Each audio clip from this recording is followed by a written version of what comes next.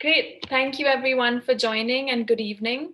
Welcome to Phase 3, Webinar 6, which will focus on IP commercialization strategies for the smart protein sector. Our expert speaker today is Nidhi Mathur. She's a venture partner at Axelor Ventures, focusing on incubating innovative ideas under the Axelor Labs initiative. I'm sure Nidhi will share more about the Labs initiative as well during her presentation today. Prior to Axelor, Nidhi was co-founded Niramai, an AI startup building a non-invasive, non-touch, non-radiation approach to breast cancer screening. Nidhi, thank you for joining us. I think your inputs, both as someone working in the venture world as well as a past founder, will be really invaluable to the participants today. Just before we move into today's session, I just want to thank our generous sponsors. Without their support, the ISPIC challenge would not have been possible. Our title sponsor for the challenge is Capri Global. Our key sponsors, NICE and Alchem Foundation. Our organizing partner, CII Co. Supporting partners, BIRAC, NIFTIM, CCAMP, AIC, CCMB, the IIT Madras Incubator, SIGN and ABLE, and of course our ecosystem enabling partners, Blue Horizon, DSG, Fixie, Brink, Ankur Capital, Axelor Labs, ProVeg, Omnivore, Agni, Ahimsa Ventures, Big Idea Ventures, and Huddle. Before we move into today's session, just some housekeeping for all of the participants that are part of the session today. Today we recirculated a form for the Smart Protein Solutions wall. The idea here really is to capture what you and your team are working on through a short description. We will be sharing access to this wall on our India Smart Protein Challenge webpage, and then circulating this webpage across all our challenge sponsors as well as challenge partners. We'll also be circulating it within our broader GF Ideas India community, so that if there are any professionals, entrepreneurs, or researchers that are interested in the idea that you are working on, they can reach out to you. So please submit your solutions to that wall by 15th of January. Apart from that, I just wanted to give everyone a heads up of some of the upcoming sessions that we have planned. So today's session will focus on IP commercialization. The session tomorrow will focus entirely on consumer insights, market research, and the market potential for the smart protein sector in India. We will have our experts from the GFI India team present some research that they have been working on, as well as new research that's scheduled to come out later this year. So definitely join in that session. Following that, on Thursday, we have a session focused entirely on new product development. And then finally, on Friday, we have office hours, both for the plant-based stream as well as the cultivated and fermentation stream.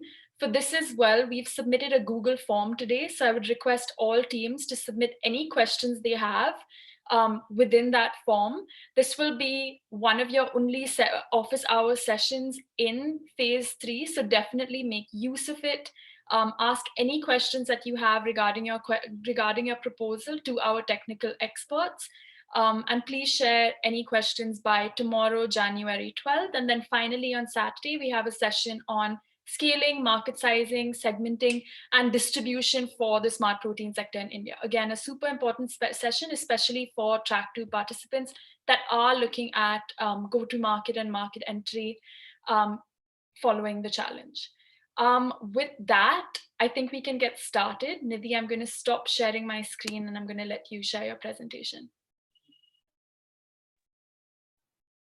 Thanks, Nicole, Shadal, Devika, and Akshay. And yes, I have been seeing and tracking.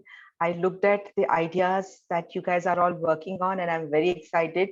This is a space, this is a very nascent space, specifically in India. Not much work has been happening. So I'm very happy to come and share whatever I have learned, specifically from IP perspective, because that's an area where I have spent pretty much my entire career in one way or the other. I work with corporate research labs in incubation offices, commercializing the IP generated by the corporate research lab for corporate businesses. I have also taken IP out of corporate research labs, created a startup. Now I'm a part of a venture capital firm where I'm focusing on IP-based businesses. So yes, do believe very strongly in IP being central to sustainable business creations, and very happy to see so many teams in India focusing on doing that. I'll share what I know, what I have learned. I've tried to give it some structure, but please consider this as a very free-flowing session. I'm happy to change course, change track, and cover any aspect that you want me to cover at any point in time. One small disclaimer from my side, do not think of this as a legal advice. Please treat this as more of a business advice. I'm trying to share with you things that will help you decide at a business decision level how you want to build, treat, protect, not protect, share, enter into business relationships, etc. But please reach out to IP lawyers specifically when you are trying to do any kind of specific actions based on the business decisions you take. I'll just try to provide a framework about how to think. Even if an IP lawyer is drafting something for you, you will still have to come in as a business owner and give them the guidance. So I'll try to today lay out a framework for how to think about those. Yeah. So I'll just share my screen. I have put together a presentation more to give a kind of a structure to the conversation today. So I'm Nidhi. Nicole already did introduce me. One thing, Nicole, you may not be aware, yesterday we launched Exilor Lab, which means for the first time, we are talking about Exilor Lab outside of the private conversations we have been having so far. But yes, we are now live. We are now ready to start and talk to the world about it. So a lot of people usually know Exilor earlier as an accelerator, then as a seed fund. But Exilor always have been very focused on supporting IP-based startups. But having said that, 95 to 97% of the ideas that come for venture funding are non-IP based, right? So we carved out this specific initiative where we are looking to support ideas which are at a proof of science level, where there are innovators who have a really new to the world idea, but may or may not be at a stage where the market traction is built. And instead of asking the innovators to say, you bring us the market idea, you bring us the traction idea, you have the complete team with the entire business plan, market strategy, everything figured out. We come in much earlier than usual. We come in at a proof of science stage. We put in an investment at that stage, and we come and figure out the rest of the questions together with the founders and kind of take them to the stage where investors can look at the idea and be able to make sense of that. So is my screen visible? Yes. Or is there interruption? Yeah, okay. So today I'll cover on, if you are building an IP-based startup, which I believe most of you are, how is it that you can think about what are going to be the monetization strategies for you when you're building such a startup? The default position I'm assuming that all of you will have, right, is to not have to monetize IP, but have the IP support you in building the idea, right? I'm sure all of you want to reach for the skies. All of you believe that you will be creating a large sustainable business, and IP should largely help you protect your business, ward off any competition, protect you from the knockoffs, Me Too's of the world, etc. That should be the position. I'm not disputing that. I myself, the startups that I'm working on, that's a position we do take, right? But I also wanted to sensitize you with some of the realities that most of the startups face, right? I pulled out a lot of venture data specific to the alt protein segment, right? That venture funds like Exilor look at. So the databases, right? I pulled out all the venture databases, global level. Out of 308 companies that are being tracked by the startup databases, 181 have raised any kind of funding, right? Any kind, which means there is a significant mortality between inception and getting the funding that will help you realize the market kind of aspirations that you have. if you see, most of these dollars have been invested in US, right? And out of 308 companies, 5 have reached IPO, right? So which means less than 2% of you will probably reach the IPO stage. The venture funds usually trying to pick that, like who's that 2% of these companies who will get to that stage. But if you are a venture builder, you have to think about what is it, what can you do to increase your probability of success, and what are various forms of success. IPO is a great way, it's a great way of defining success, but that's not the only way. If you see, more than 3 times the companies that went for the IPO got acquired, right? This is other thing, that capturing IP provides you an opportunity to monetize this way. You also can, assuming, I mean, we don't know what kind of headwinds you and your startups might face, IP capture offers an opportunity for you to find, or in some cases, find a bigger company that will take your idea and have it reach the heights you as a startup alone may or may not be able to take. So I'll give you some examples, right? Now imagine Sweet Earth Natural Foods. I don't know how many of us would have heard the name of this, but they got acquired by Nestle, right? I was researching Light Life, Field Roast. They were all fairly small companies, right? But Maple Leaf Food acquired, and these are like big brands now. So this also offers you an opportunity to go after a much larger market, because you can now tie up with somebody who has the market reach you as a startup alone may not have. Very comparable to the kind of venture incubation work I did inside corporates, right? You have a mothership who has the resources, who has the sales network that you don't have to build from scratch. So do consider this, but if you have to consider something like this, I also did investigation into who are these companies, what did they have. Almost all of them had a significant core patent, right? That typically large companies you will see will not breach patent. They would rather acquire a company and get access to a patent if the patent is very core, very fundamental. For example, Oja had a patent which talked about how from a plant-based meat, right, you will get the texture of a animal meat. That's a kind of an IP they had. Likewise, Field Roast, etc. as well. I'll cover various kind of IPs you can create, but the whole idea is the acquisition candidates, right, do get far better valuation if they have something which the acquirer wants and cannot get otherwise. So if it has been protected well enough, it has been captured, people have gone beyond the know-how and actually captured it, which makes it prohibitive for somebody else to copy it, right? So this is the space that what it look like. These are the 16 acquisitions that have happened in this space of 2 decades in this space.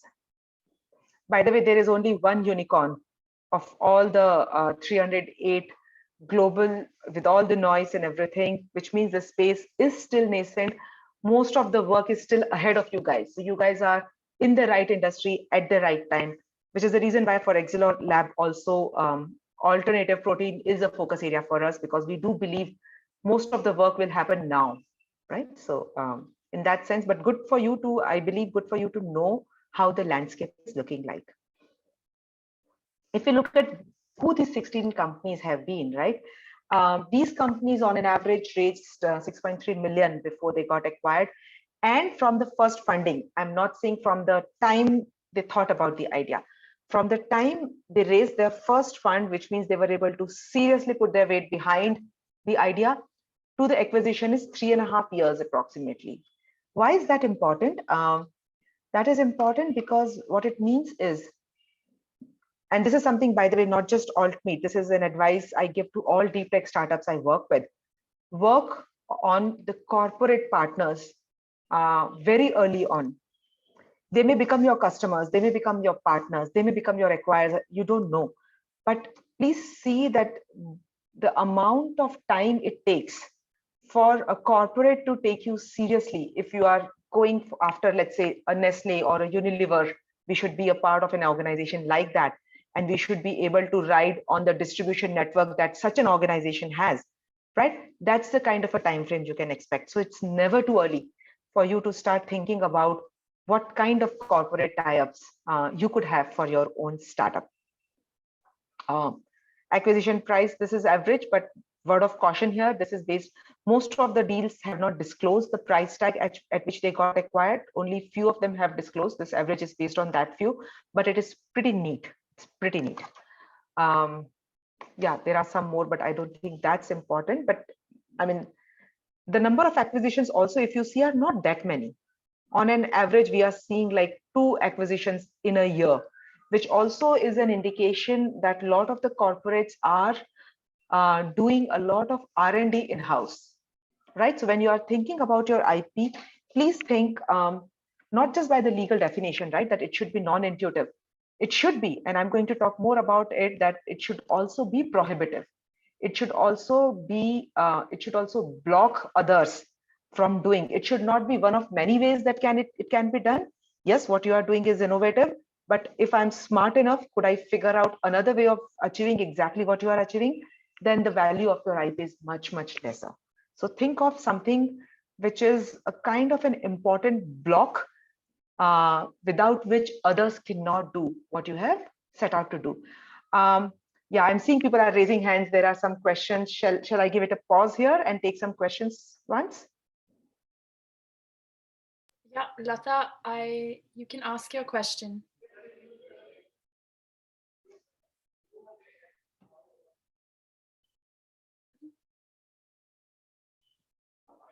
Okay, I don't know if Lata has a question, but if anyone else does have questions during Nidhi's presentation, please type them into the Q&A box, and then at the end of the session, we can get you to speak with Nidhi.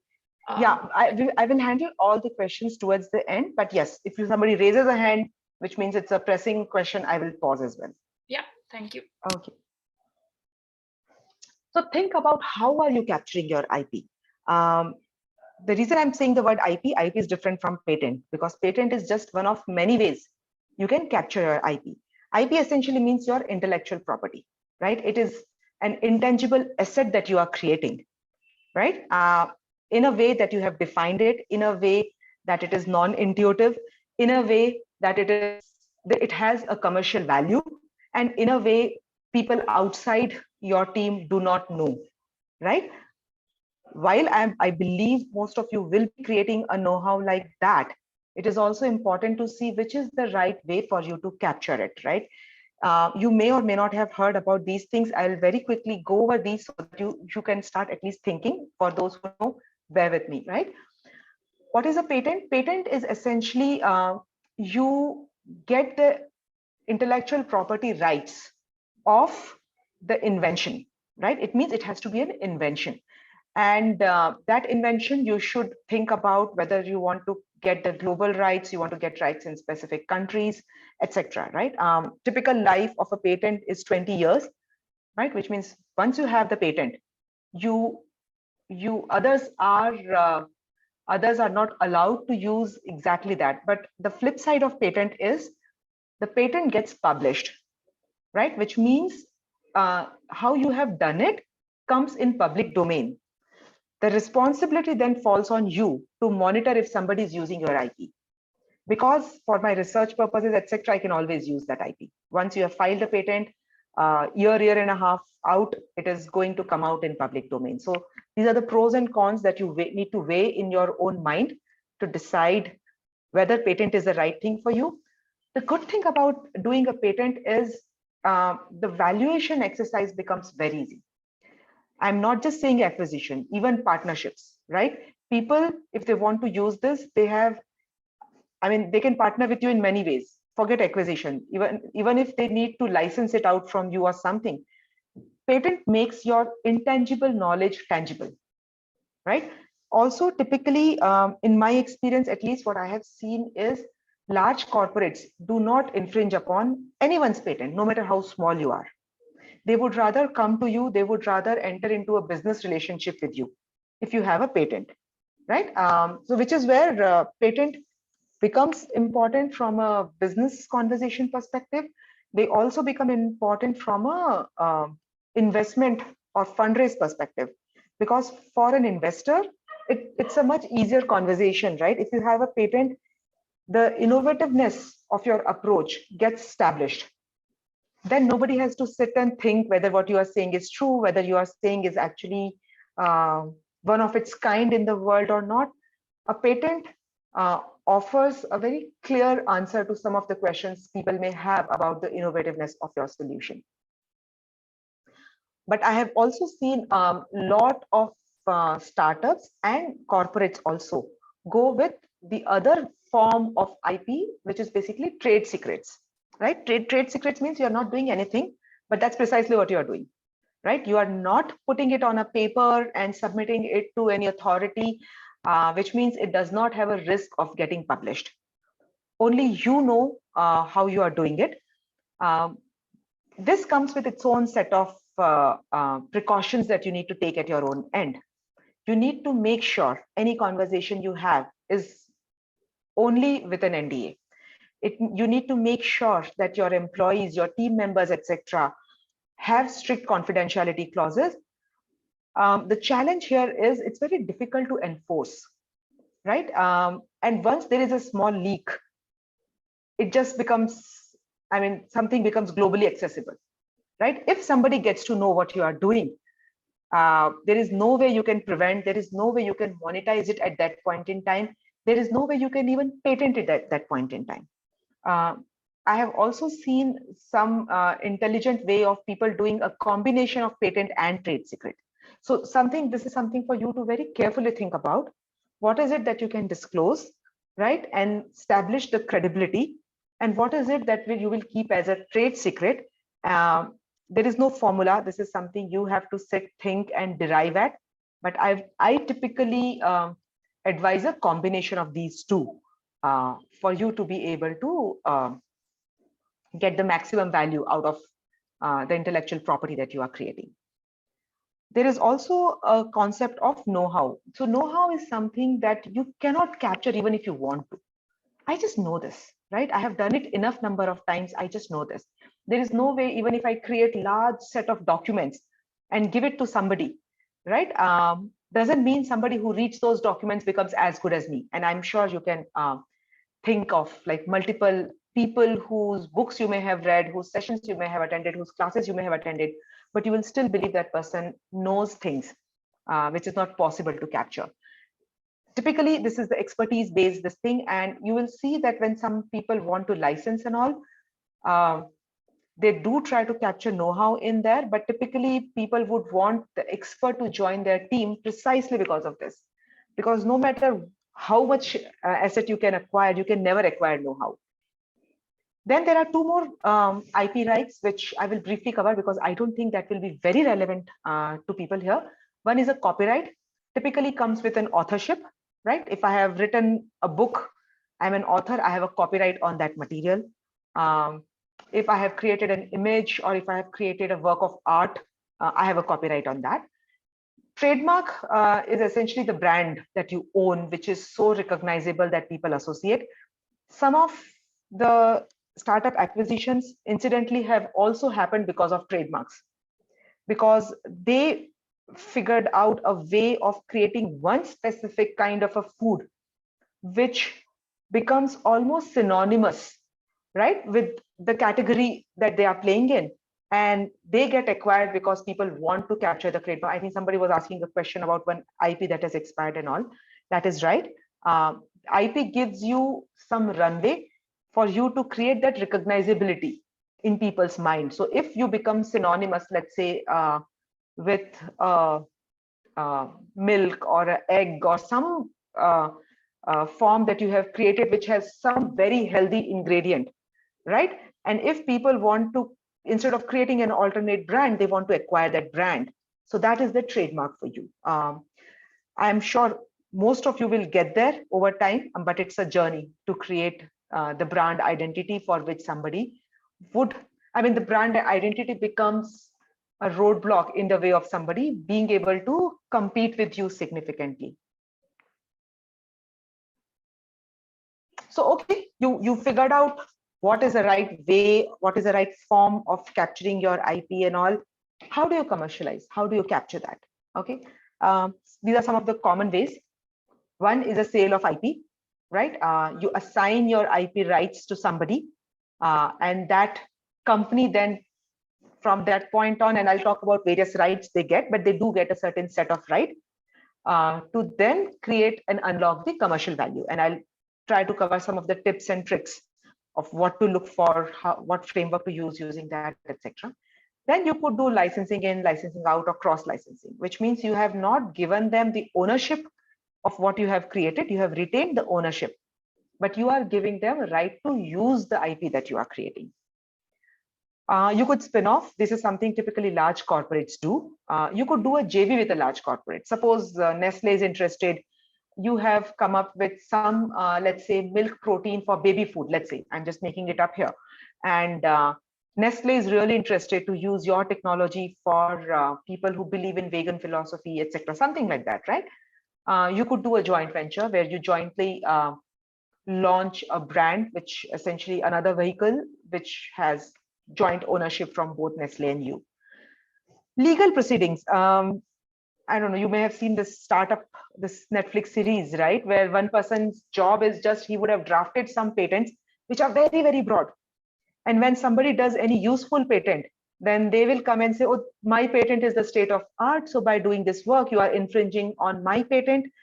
Hence, you will get a monetary compensation because somebody just does not want to get into the legal hassle, right? So if you have ideas on, if anybody in future builds out on something, they will need this piece of IP essentially always, and there is a very, very broad patent you can file on that. That is one way as well.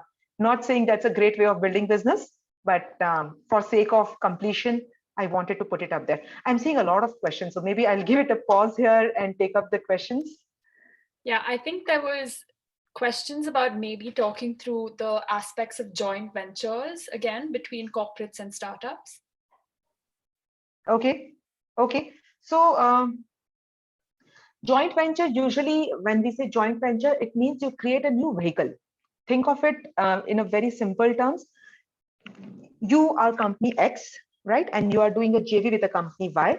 So you create another entity called Z, right? Which is, let's say for sake of simplicity, owned 50% by X and 50% by Y.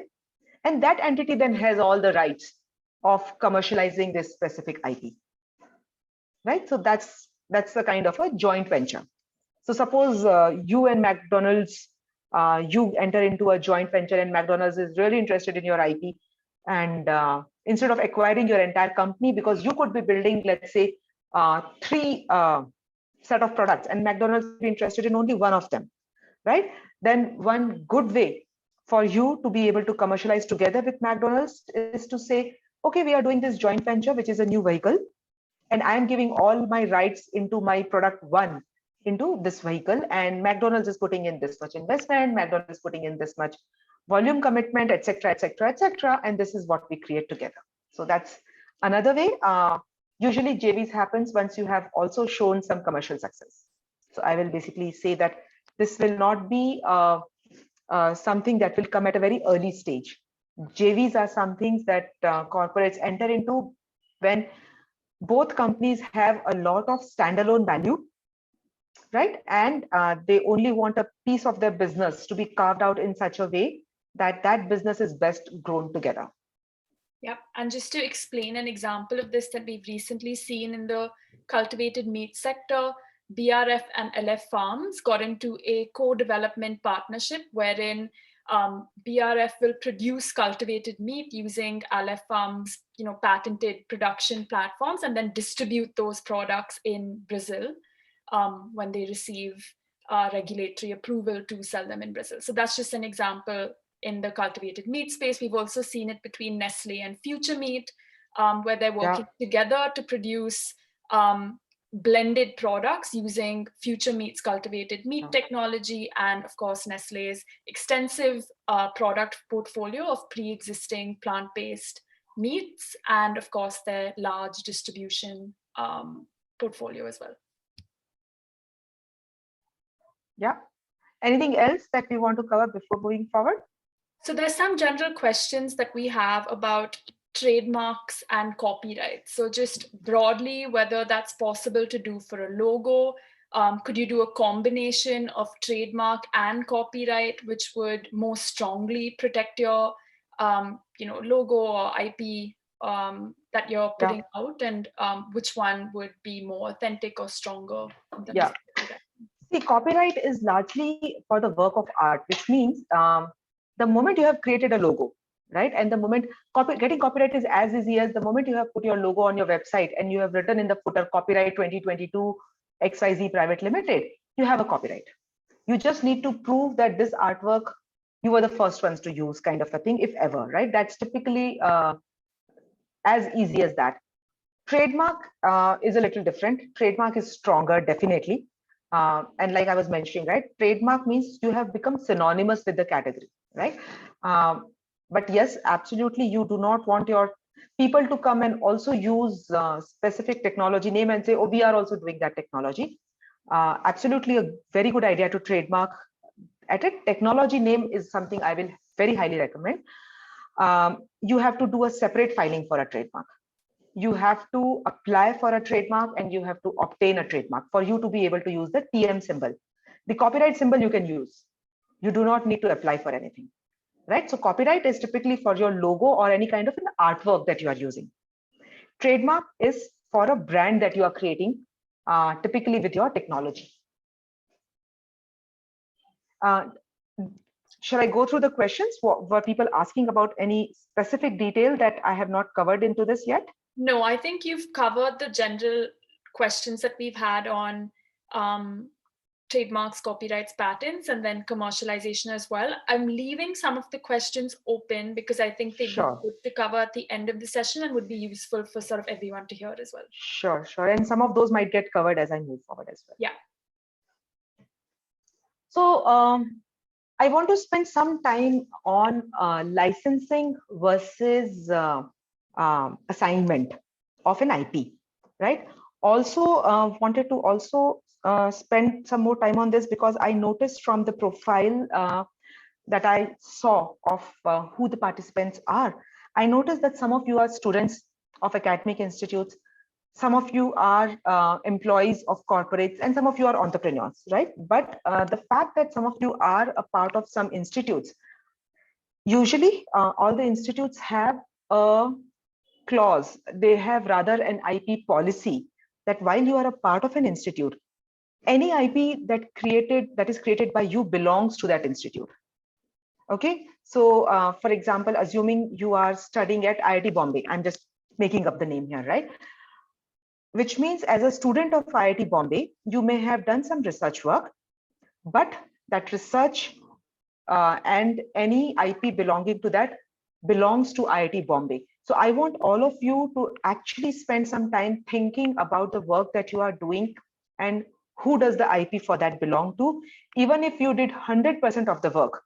And I'm saying this because I have worked with many startups, right? Which are student startup where student did all the work and only to realize much later on that the IP is something that institute came back and said, oh yeah. They'll keep on saying, oh yes, of course you can use the IP. But when the moment they start seeing a small whiff of success, the institute comes back and says, yeah, of course you can use the IP. Here are the terms, right? So it is, I will strongly encourage you to think of not just how you will license out your technology, if ever, if need be, etc., but how will you license in, and do you really have the rights to all the IP that you are creating? I see this happening all the time. I see professors doing this as well, right? Keep on moving forward saying, I have IP, I have IP, I am. So what they mean is they are the innovators.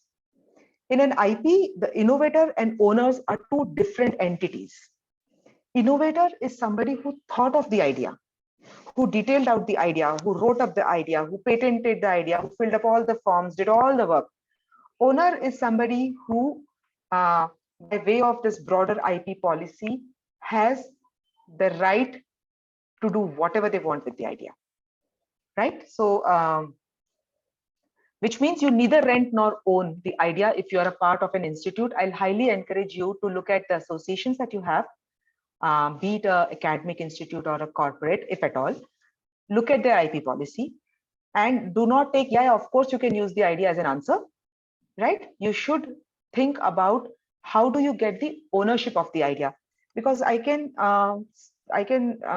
caution you very easily that no matter who is the investor that you are working with, if you get to a stage where you're working with large corporates, the issue of IP ownership is absolutely, I can guarantee it is going to come up, right? At that time, it will not be as intuitive as that. At that time, you will have to clarify this issue. So earlier, if you clarify those issues today, the value of that IP is much lesser. You can get a much better terms today. But if you delay that conversation a year later or 2 years later, after you have put in a lot of work, you are realizing the benefits, everybody can see that the value of IP is now higher. You might find yourself buying your own IP at far more stricter and kind of expensive terms, right? So I'll give you an example. So as a startup, by the way, you always want to own. As a startup, you do not want to license. Sometimes you will have to license because academic institutes specifically do not want to assign the IP, especially if it's a new startup, right? They do not know the viability of the startup. They do not know the ability of the startup to be able to commercialize to its fullest extent, etc. You will see the owner pushing for you to rent the IP, which is a license, right? You should, in your negotiation, push to own the IP and to the very least have a path to assignment, which means you should at least have a clarity of, if not today, how in future you are going to own the IP. That is going to be super critical for you. You do not want to leave that conversation for a time when the IP has become so valuable that you yourself cannot afford it. That's one aspect, which is the in-licensing. The other aspect is out-licensing, which is where suppose tomorrow Nestle has come in and Nestle is saying, oh, I'm very interested in your IP, right? And I need that IP for my own use. Think of this framework of rent versus own. This is exactly the same way in which you will think about renting a house and owning the house, right? What does renting a house offer you?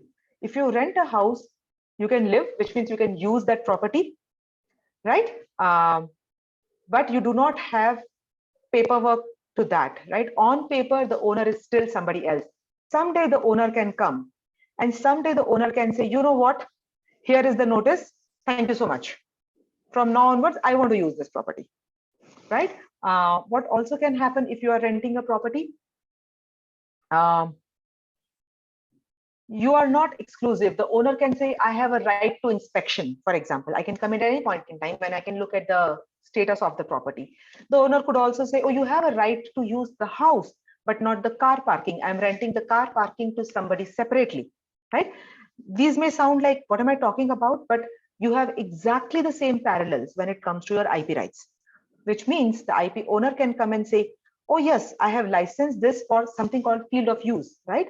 I am licensing it to you to create an alternative protein for, let's say, Asia, but I can do the same thing in Australia with some other partner, right? Or they can come back and say, yes, you have the global rights to use this IP for alternate protein, but I have figured out this is a great way to, let's say, make the animal meat more nutritious. So I am going to now start working with the animal meat company and give the license to them, right? It's equivalent of I'll rent out the car parking to somebody else, right? I have a license to inspect, which means I have a right to construct another room at the terrace, right? Which means I can do further development on this IP, which might make the same IP more valuable than your own IP. Then somebody may not be interested in your IP. Somebody may be interested in the newer IP that gets created, right? I'm not discouraging that you should not do the license. I'm kind of sensitizing the good and the bad of both, right? Ownership, I mean, that's ideal, right? Ideally, you want to be the owner. The problem is in a negotiation, both parties want to be the owner, right? So one of the parties is definitely going to end up being not the owner. There is also a concept of joint owner. Joint owner, in fact, in my cautions, I have put that as one of the cautions. Joint ownership is very, very tricky. Who gets what right? This is defined differently from geography to geography.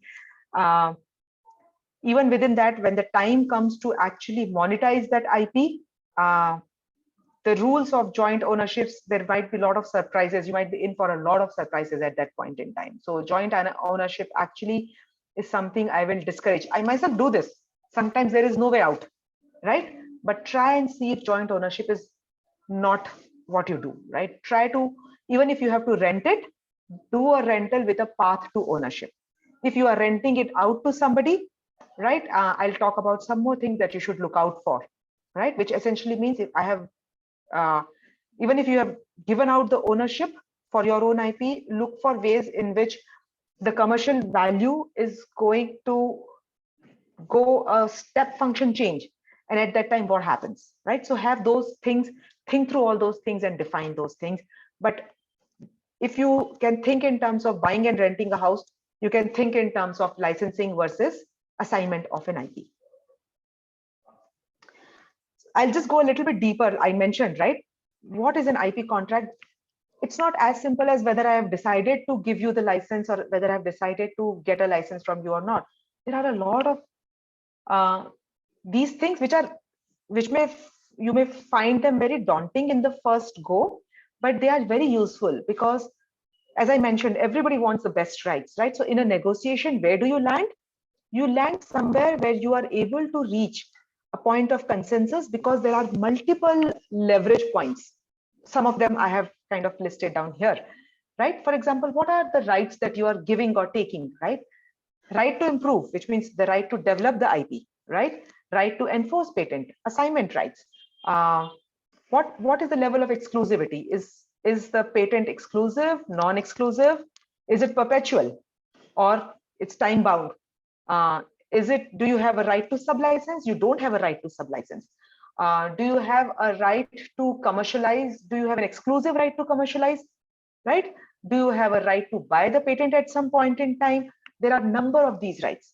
So the IP negotiations are very complex, but this complexity is helpful, and I'll come to later on IP negotiation part. But just understand these are various levers that both you and the other party have. What is the payment formula? How much money is being paid upfront? How much money is going to be paid in form of royalties, which is basically linked to future revenues? At what rate, right? If the future revenue is XYZ, you will get 1%, 2%, 12%, 50%. What is the formula?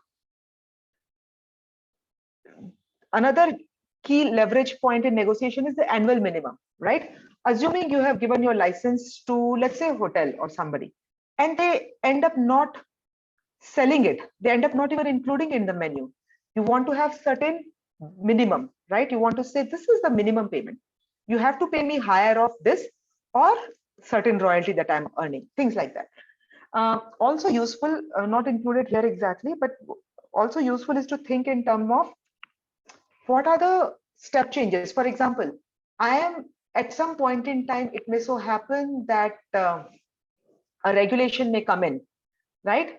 And the regulation may favor you.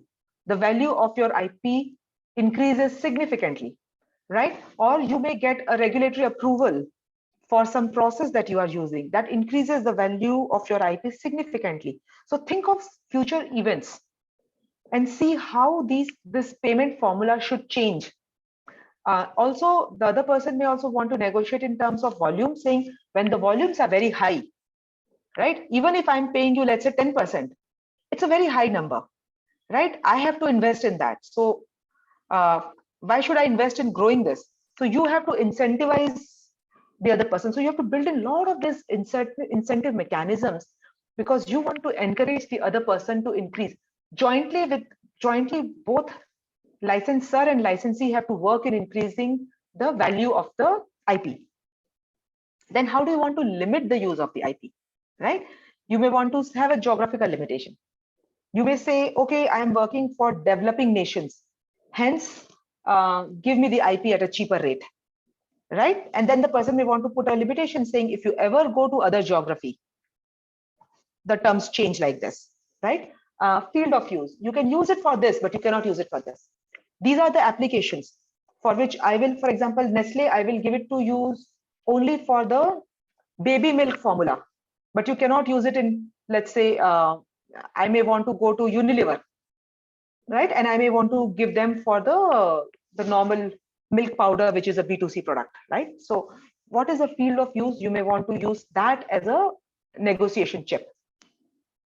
Then there are a lot of contractual things that you have to look at: terms, termination, diligence, what are the records, what are the reportings. Some key things that you will learn at that point in time is there is something called indemnity, warranty.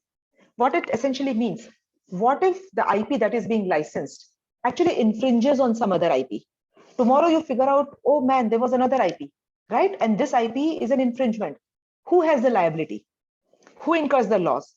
Who compensates the other person for the loss? Who takes the legal responsibility, right? You will find corporates, for corporate, that being a very big deal. So if you are working with corporates, always be aware that these are some of your bargaining chips. Corporates are very risk sensitive. They do not want any risk. They are ready to negotiate on the commercials as long as the risks are covered.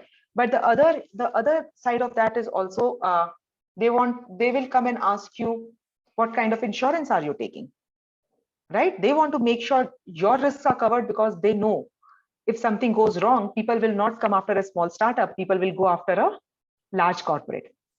But these I am just sharing not to make it sound complex, but to give you a confidence that this complexity also offers an opportunity for you to be able to negotiate and come to a ground where everybody has something in it. And I'll come to that also. Basically, everybody feels that, yes, they got something. Map the IP space very carefully. This is indicative. Don't have to go after this, right? But look at the space that you are playing in. Look at various applications around it. Look at various technologies around it. In your mind, you should have the complete map, because then only you can think about what IP are you creating, what IP are you protecting, what field of use are you protecting. The other way in which you will use this is something called ring fencing. So an example I have given here is, suppose you have invented this tool, right? Now you have invented this tool, assume that you have patented this tool. The problem with patenting this tool is, tomorrow somebody can say, oh, the characteristic of your tool is it has 4 legs. But look at me here, I don't have any leg. So mine is different from you. I will go ahead and patent this and I will start commercializing this, right? Somebody else will come and say, oh, I have 5 legs and I have legs with wheels. So mine is different from you. Somebody will come and say, oh, I have 4 legs, but I have a back support. You did not say a back support, so my patent is different, right? Somebody will come and say, your legs were straight, my legs are inclined, so my patent is different. Ring fencing means when you patent a stool, you do not just patent a stool. Think of all the ways in which people can enhance the work that you are doing, right? And you file multiple patents around your core patent. Of course, you have to file a patent for stool, but also think, if your thing says flat this thing, 4 straight legs, also see, okay, 4, okay, it could be 0 to infinite, I'll cover everything, right? Round or square, I will cover. Back support, no back support, I will cover. Straight or inclined, I'll cover. So think in terms of, this is called IP ring fencing, and I highly encourage all IP-based startups to say, not just focus on the patent that you are creating, focus on all the manifestations of this patent, and file not just one patent, file multiple patents and cover all possible manifestations, because otherwise tomorrow the value will get created and you might be left out of that, right? Somebody may go after a market for bar stools, right? And you may earn absolutely nothing out of it. Somebody will create office chairs because they realize people want it to be mobile. You will get nothing out of it, right? Don't let that happen to yourself. Before I move on to IP valuation, anybody wants me to pause, then I will pause. Otherwise, we do a Q&A at the end, but I'll just take a pause here and ask this. Yeah, so there are some questions about, there's one question actually about patenting in different countries. Yes. So what would you say would be the best strategy here? Yeah, the typical strategy that I follow, and I have found that working for me in every instance, is patent is, and related to the next point, we are coming to IP valuation, right? India patent are considered less valuable than US patents, primarily because enforceability of a US patent is much higher.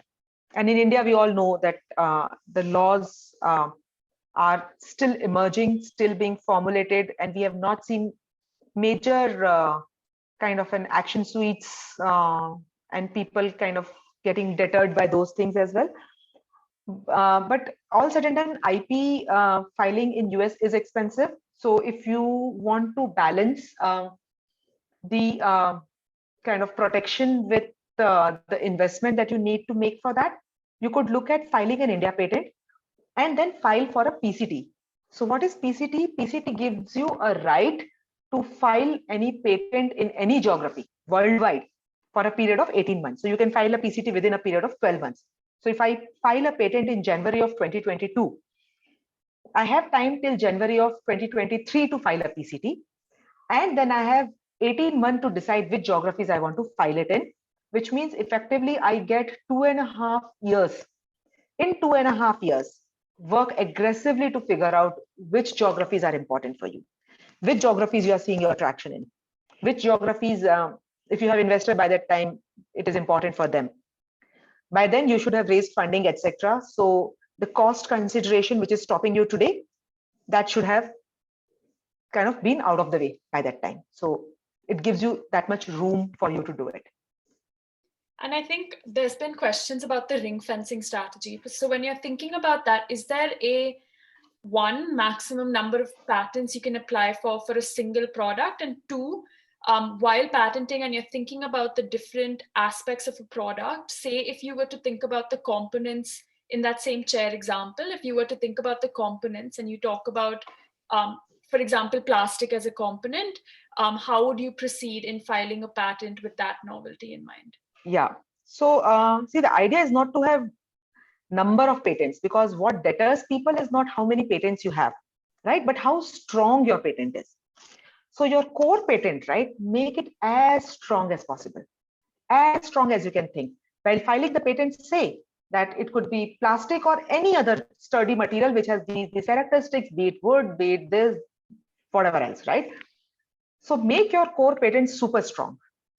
Having said that, think of what are, for example, various applications, right? Tomorrow you figure out there's another application, file another patent with the core patent as state of the art. So your next patent is an extension of that. Use those things truly to think of it like you have to put a fence. It's literally think of like fencing. Your intention should be, my fence has to be super duper strong, right?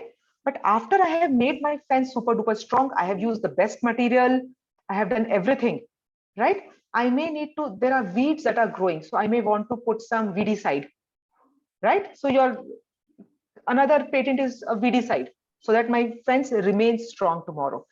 My another patent then could be if there is any breakages, how to minimize the time of fixing it, things like that. Basically, your ring fencing is to continue to make your core patent strong, but do not make a core patent weak for the sake of having multiple patents. Got it. And with regard to raw materials, so say you don't own the raw material, for example, the patent for manufacturing plastic in this case, what happens then in terms of the novelty of the end product?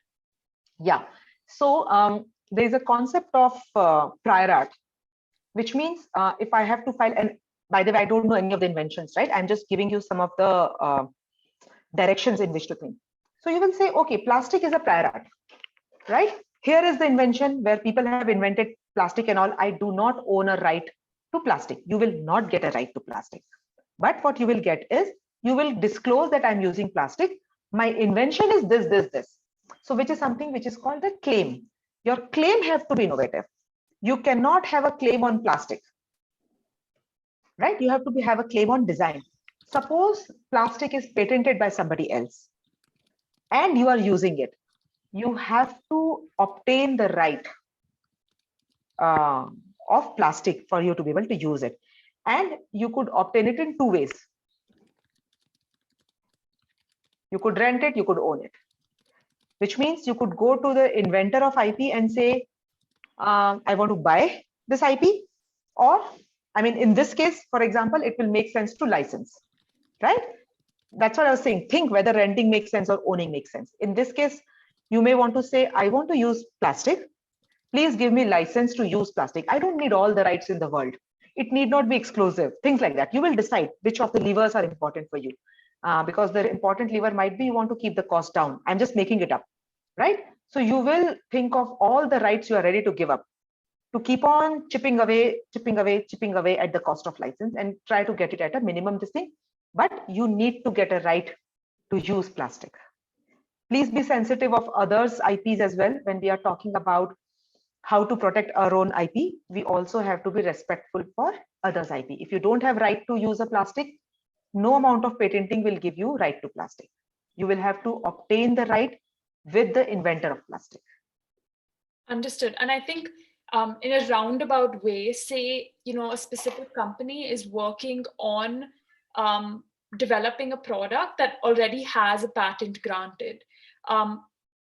They might also be, following a similar procedure to obtain that end product.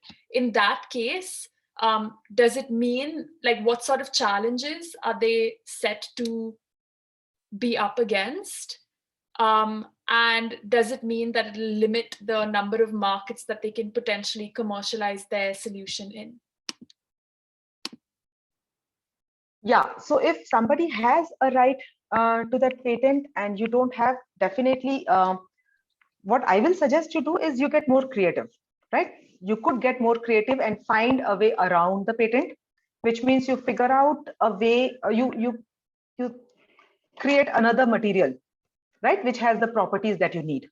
That is most desirable, because then you have not just a right to the stool, you have a right to the plastic, or plastic plus, if I can call it that. But otherwise, I will suggest you obtain the rights to use it, right? Either you have your own idea or you obtain the right.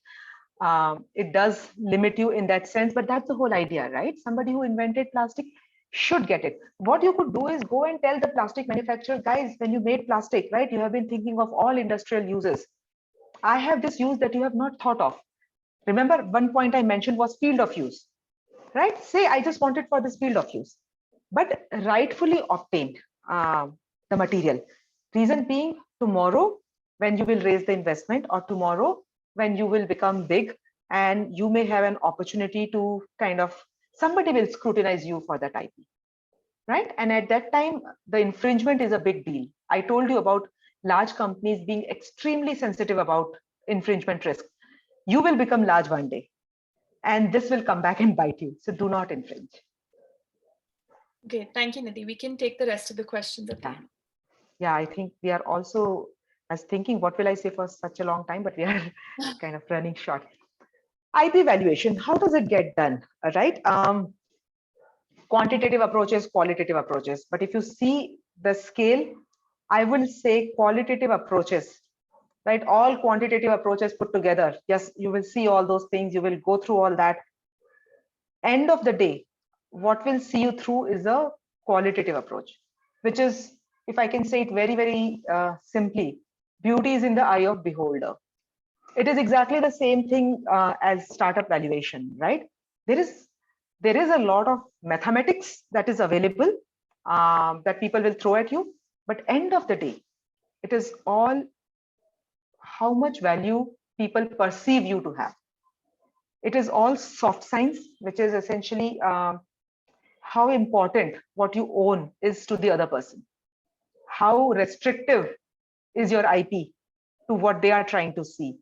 How big is the market they are going after and they think they can get, right? But they need this piece of the puzzle for them to be able to unlock. It all boils down to qualitative. It all boils down to how valuable you are Of course, people have these methods, right? I have spent 1 million developing this IP, and cost base gives you, by the way, the least valuation. Okay, which means this is something you should use when you're trying to acquire an IP, right? I have used this. Right? I am solving everything for you. And when I knew that money is important and getting money early is important, I have used this. That let's seal the deal, you would have recovered your cost, right? Market based, this is the going rate. In this company, 250 million is the average value of similar size startups in alt meat are getting, hence this is my valuation. Income based, right?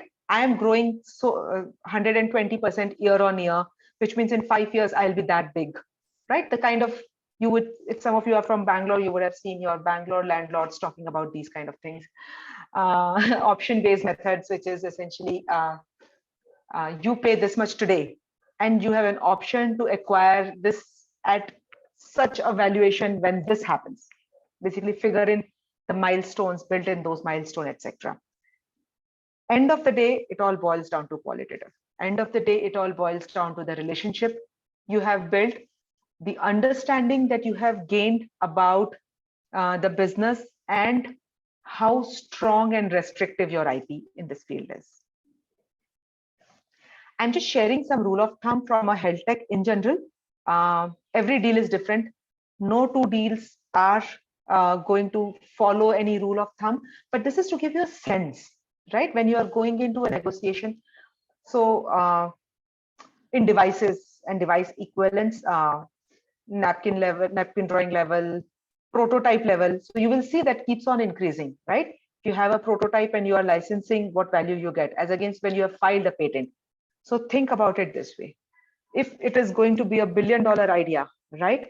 A patent can make a difference of 2%, right? And that's significant. That's not trivial. So, and this is over a life of a patent, right? So filing a patent, one-time cost, but that ups the returns that you get. Also look at the stage. The reason I have included the pharma example also here is you should also see, because in your case, something comparable is going to be important, right? A preclinical gets you a certain kind of a royalties. Phase 1, phase 2, phase 3, you will see a very steep increase. What is happening here? Preclinical is something, it is at a simulation level, right? I know everything works. I have a reason to believe. I have done some very, very preliminary test for me to have a reason to believe what I have could work, right? As against phase 1, where yes, I know it is safe. I have done animal studies. I have done certain kind of things, etc., right? Phase 2 is basically I have done human studies, right? And phase 3 is efficacy. So if I can give an example in your case, right? If we are at a tech level, I have figured it out.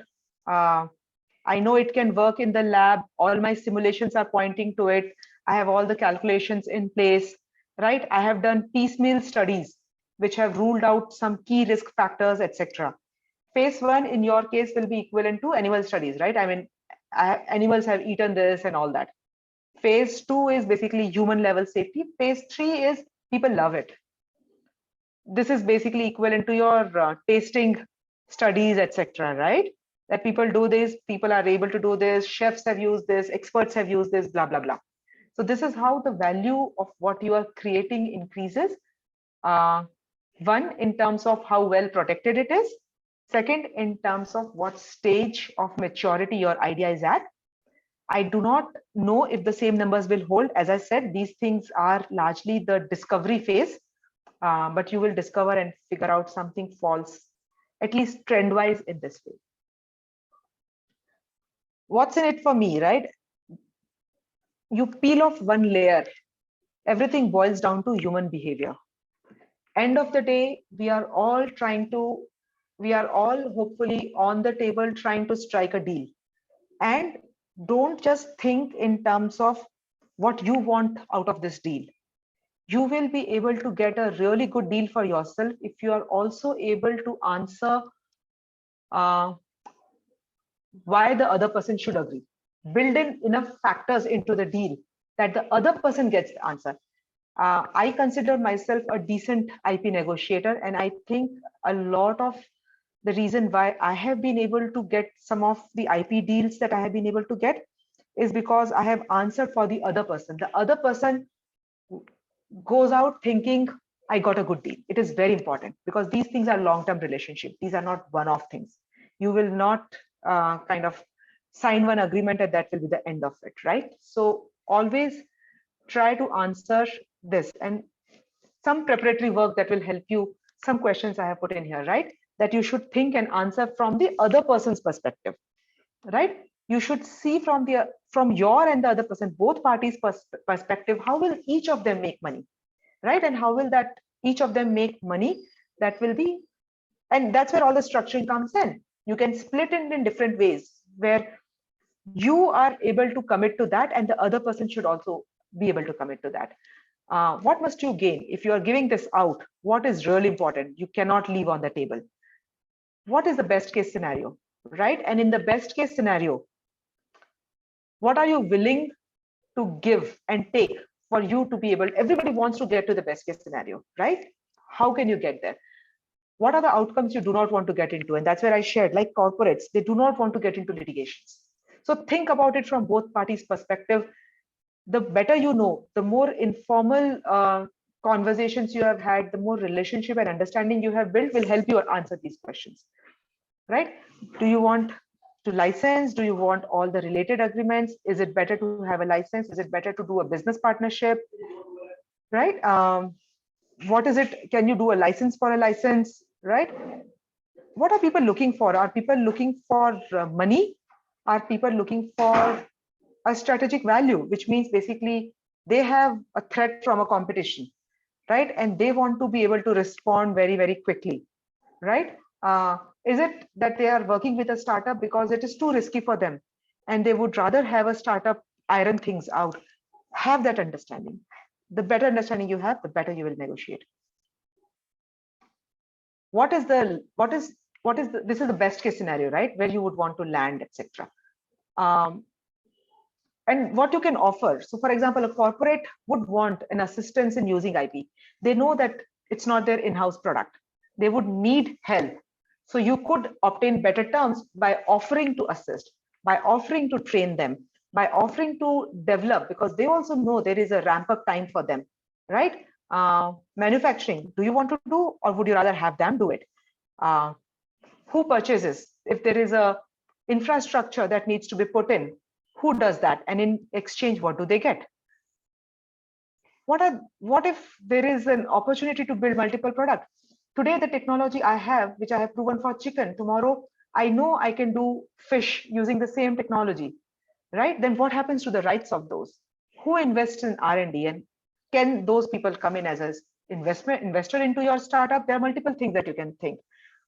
Who takes care of distribution? As a startup, I would strongly encourage try to leverage a corporate's distribution network, right? But what happens? How do you ensure that once they get a license, they are actually going to use that in your favor, right? License to use what all, right? Not just the patent, trademark, logo, trade secrets, copyrighted materials, specifications. What all are you giving? What all are you taking? There are ways to break down your simple IP conversation into these multiple factors. Gotchas, things which are deal breakers and things that you have to think really, really carefully. These things will come in every IP negotiation. Exclusivity.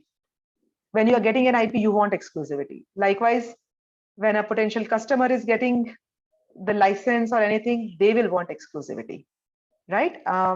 Couple of ways in which you can think how to get out of that, because you would want to get out of that and they would absolutely want that.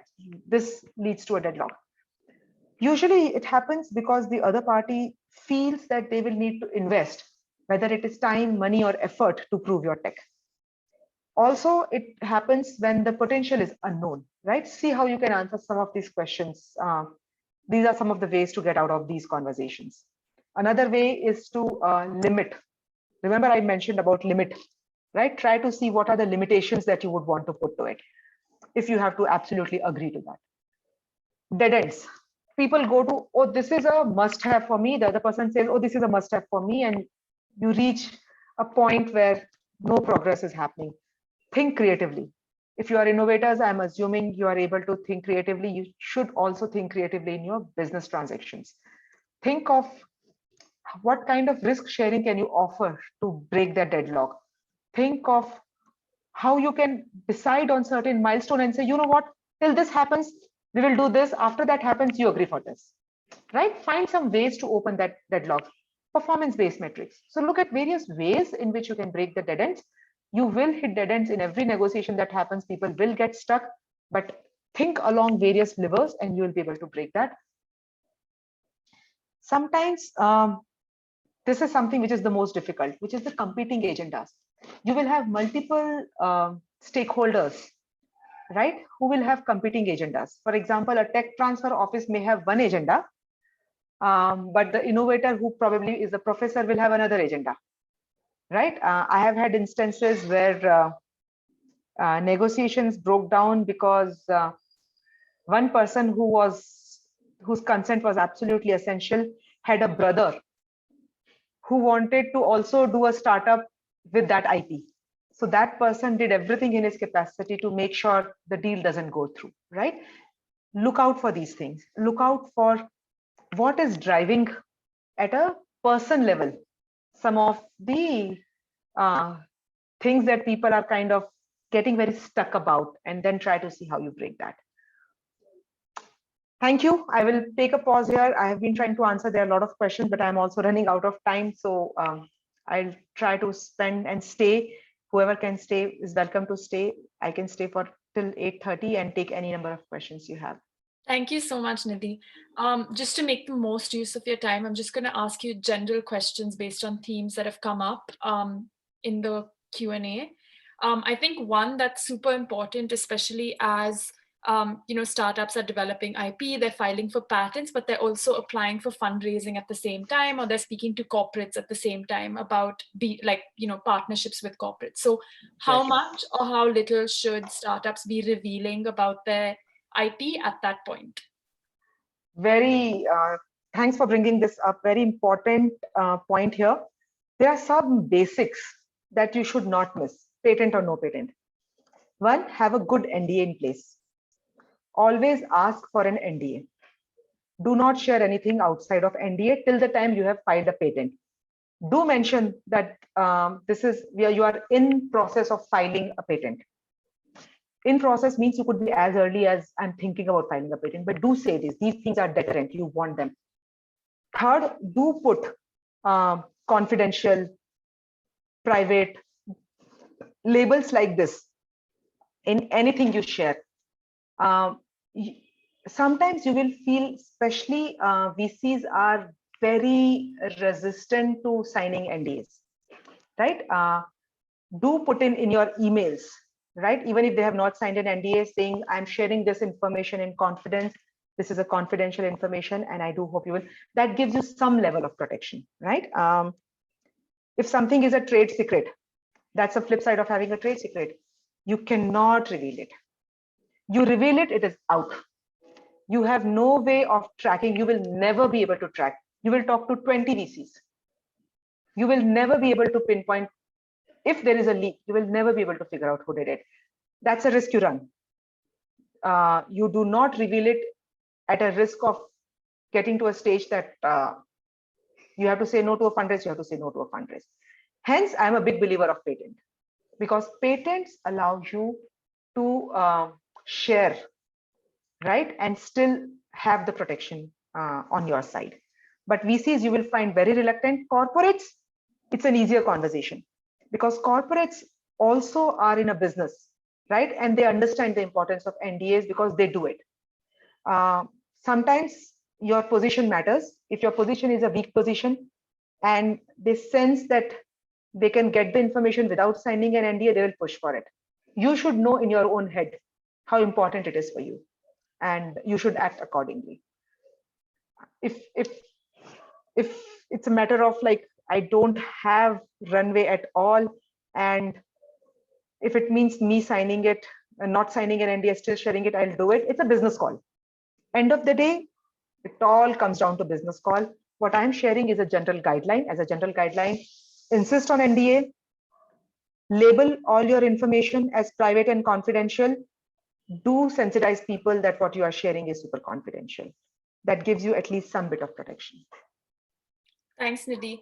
On that note, say a startup is working on a services-based approach. So in one question we've had is if they're working on developing a specific program using some disruptive technology, in that case, how should they protect their IP here? Would it be through a trademark or something else? And then how would they go about monetizing that IP? And in the second case, say the startup, again, services focused, is working on franchising maybe its production capacity or its drawings for a production line, for example.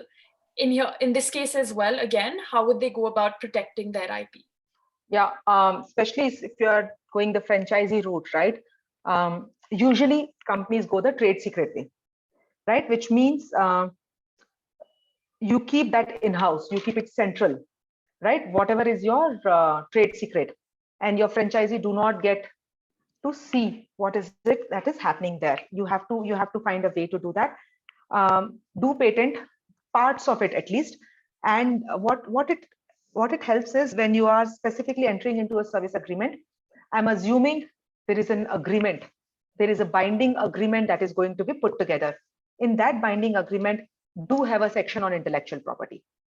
Do mention in that you do have certain background IP, and background IP means something that you own even before you entered into any kind of business relationship, and do put in clauses preventing anybody from being able to reverse engineer it. See, despite all kind of protections, right? Sometimes things go wrong, but what the least you can do is to make sure you have put in enough safeguards in place. So your service agreement has to cover all these aspects. Your service agreement has to have an entire section on intellectual property. And in terms of the software startup, how would they go about protecting that? Would it be through a trademark? And then again, how do they monetize that? Yeah, I have largely, most of my experience is with AI-based startups, right? Software alone, algorithms alone cannot be patented. It's a challenge. Software, you do have a copyright, but I can write the same software that you have written in Java, I can write in C++, and there goes your copyright, right? I write in Python. I mean, I just change a language and everything is gone. I change the name of variables, everything is gone. So that it's easiest to breach. The way I have been able to secure patents for the algorithms that I have written is you do it together with hardware. You project it as a system. That my IP is on a system.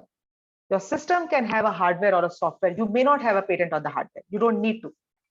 But since hardware has to be, it's a very simple this thing. Any good IP lawyer will be able to help you with these things. But patent is a better way. Software copyright is nothing. Software copyright means absolutely nothing. Thanks for that, Nidhi. We've got a lot of questions on the theme of IP sharing with the university. So one question is, say you were like, there's a lot of students as part of this challenge, and they're working on different solutions within the challenge. Would it be helpful if they waited to leave their organization or the institution they're currently with to then file the IP? Would that circumvent some of those issues on IP sharing with the institution? Not entirely, because they can always come back and claim that the IP was developed while you were a part of that institute. Usually Indian institutes are not very litigative, right? So which is basically some solace. But absolutely, if you're filing IP while you are in the institute, you need to license it from the institute. Any IP that you file while you're a part of the institute is a property of the institutes. You are obligated to assign them the ownership.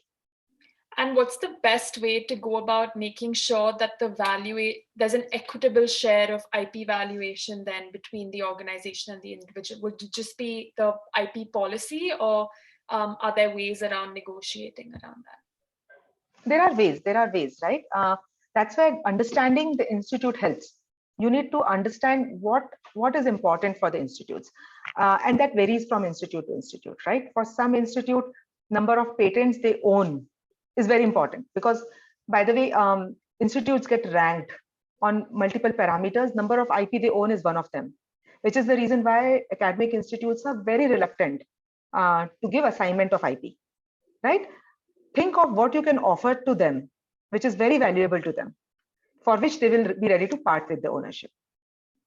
So that's something you can only do once you know the institute. There's no one answer to this. You have to know the institute. I mean, I negotiate with so many academic institutes, and no two negotiations are the same. Yeah, that's really helpful insight. One last question about incubation centers within academic or government institutes. Yeah. What happens to the IP ownership in those cases? Yeah, that's a little clearer answer, right? Because in academic institutes, I don't know of any, even faculty, I don't know anybody who has opened and read the IP policy, right? Because it is just somewhere on the website. You don't even know you are bound by that. Incubation centers are not like that. In all likelihood, if you're a part of an incubation center, you would have signed some agreement with them. Do read that agreement, right? If there is any bearing on IP, it would be called out there. But as far as I have seen, incubation centers do not try to take a hold of your IP. It is not their performance metrics, if I can call it, right? That's not their criteria of success, how many IPs they own. My default position would be, I'll assume that it is not there. But guys, you sign any agreement, you please read. I'm not a lawyer by training. I have learned to read all the agreements because I have realized they have disproportionate impact. I can do all the hard work and build whatever successful a company, but these things will come back and bite me. So do read any agreement that you sign. And I don't expect that you will find it, but do read any agreement you may have entered with any incubation center. And just before we end, I wanted to ask whether you'd be willing to share just a bit more information about Axelor Labs, the initiative that you're starting, how you will be evaluating, potential deep tech solutions, how Smart Protein can potentially fit into the portfolio that you're targeting and looking at. Sure, Nicole. Axelor Lab is essentially an initiative by Axelor Ventures, but specifically carved out for ideas which are really early stage. We have a couple of requirements that any startup that we fund needs to comply with. First and foremost is it has to be an IP-based startup. For us, it is super duper important that the work that they are doing is patented, because patentability is for us a sign of innovativeness. So really important that they hold patents and they have the rights to the patents. Second important factor for us is the impact. And that impact, we are looking to have an impact along a certain focus areas. Thanks, somebody sent a link of Axelor. If you go there, you will find a link called Labs. If you go there, you can see the focus areas that we have, right? And sustainability is a very big one for us, and hence Altmeat is definitely of interest to us, because we absolutely believe in need for our population to obtain enough protein for us to have a healthy living. And I mean, Altmeat is, we believe, is the way to have that sustainably built. Third thing for us, which is important, is India factor. So we are very clear that we are only funding startups out of India, right? We want to develop this ecosystem in India. A part of the impact that we are looking to create is the impact on the Indian ecosystem. So we are only focused on India-based startup. So these are various factors that we look at. We do not have a constraint of, I mean, though most of our relationships, funding relationships right now, the conversations, etc., are with academic institutes, but we are very happy to work with entrepreneurs outside as well. But it has to be along the focus areas, it has to be IP based, and it has to be an Indian startup that we have to look at. They have to have a proof of science. We do not expect to show traction. We do not expect that they should have figured out the business model, marketing plan, etc. But we do expect that the science should have been established and proven, which means if there are some lab studies, clinical studies, etc., that need to be done, or if there is a peer-reviewed publication that has been put out, which kind of signifies that in the research community, the science is accepted. Things like that will be very important for us. Great. And I think with that, we've run out of time as well. Thank you so much, Nidhi. This has been a really, really great session for us. And I think we'd be sharing it with a bunch of entrepreneurs as well that we're constantly interacting with. So thank you so much for your time. Thanks. And if there are any questions, Nicole, that you get that you think we have not been able to cover, please do email me any of the questions. I will try to answer them offline. Okay, thank you so much. And I just want to quickly let the participants know as well, we'll be having a follow-up session with an IP legal expert. So some of your questions on the legal side of things can be directed there. But thank you so much for joining in, and we will see you tomorrow. Thank you, everyone. Good night. Thanks. Bye now.